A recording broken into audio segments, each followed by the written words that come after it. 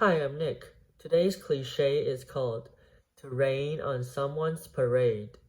Please select the answers that best describes the meaning of the cliche. A.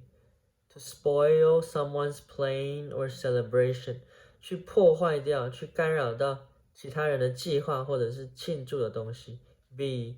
To finish something even when it becomes difficult. 去完成某件事，就算它变得很困难。C. Describes when the weather is poor.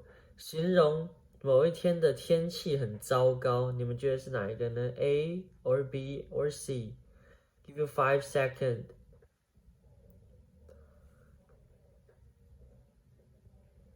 Okay, the answer is A. To spoil someone's plan or celebration. 去破坏掉某一个人的计划或者是庆祝。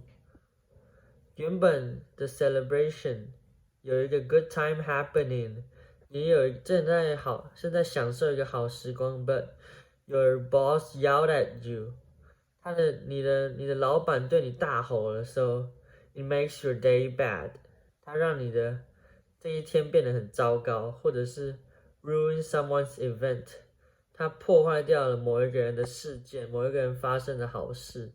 That's all for today. See you later. I'm Nick. Bye.